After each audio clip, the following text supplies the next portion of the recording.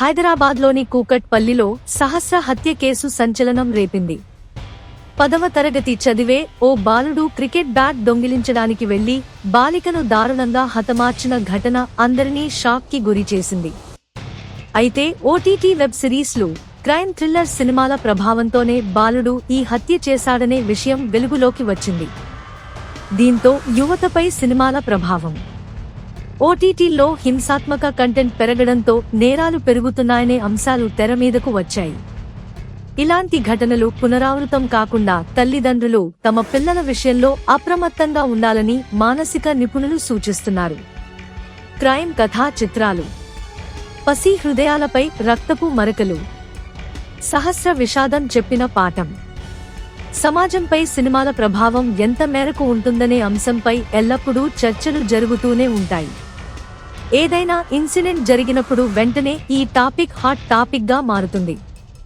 సినిమాలు చూసి యువత తప్పుదోవ పడుతోందని, మూవీస్ కారణంగానే క్రైమ్ రేట్ బాగా పెరిగిపోతోందని, అశ్లీలత శృతిమించుతోందని డిబేట్లు పెడుతుంటారు.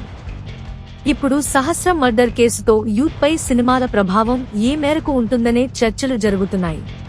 హైదరాబాద్లోని కూకట్పల్లి, సంగీత్ నగర్ సహస్ర హత్య కేసు 2 తెలుగు రాష్ట్రాల్లో సంచలనంగా మారింది.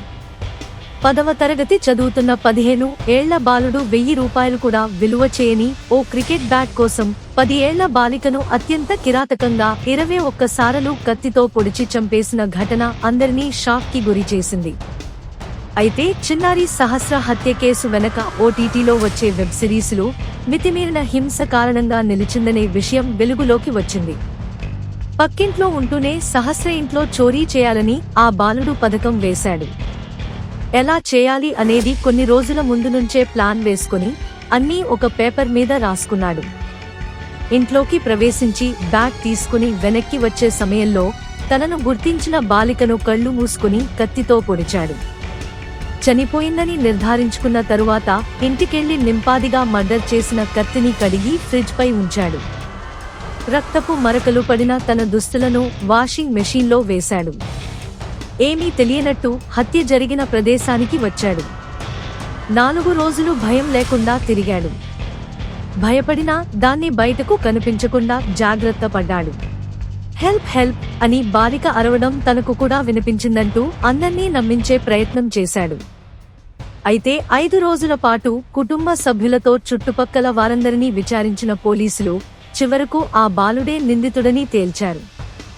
బాలుడిపై ఓటీటీ వెబ్ సిరీసులు, సిఐడి లాంటి crime investigative serials, crime thriller సినిమాల ప్రభావం ఉందని పోలీసులు తెలిపారు. సినిమాలు, వెబ్ సిరీసులు చూసి హింసకు ప్రభావితమైన బాలుడు బాలికను 21 సార్లు కత్తితో పొడిచాడంటే ఒక మైనర్ మైండ్ సెట్ ని ఓటీటీలో వచ్చే క్రైమ్ కంటెంట్ ఎంతలా మార్చేసిందనేది అర్థమవుతోంది.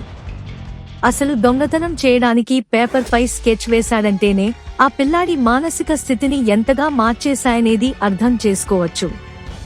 పోలీసులకు పట్టుబడిన సమయంలోనూ అతడు పొంతనలేని సమాధానాలు చెబుతూ వారిని ఏమార్చే ప్రయత్నం చేశాడు.